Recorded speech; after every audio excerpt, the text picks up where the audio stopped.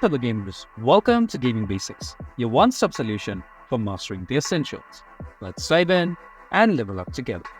In this video, I'm going to show you how to create a clan in Destiny 2. To do so, you first need to open up a web browser and on the URL bar type in bungie.net, which will take you to the official website for Bungie. Now click on Destiny 2. So once you're in the Destiny 2 screen, make sure you're logged in.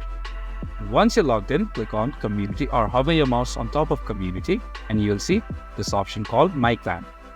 Click on it. I'll wait for this to load. And here you'll see this option called Create Clan.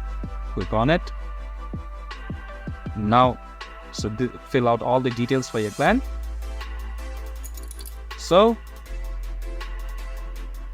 scroll down. Here are all the options for you to customize your clan. And here you'll see this option called Create Clan. Once you fill out all the forms properly, click on Create Clan and your clan will be created. If you found this video helpful, please give us a thumbs up.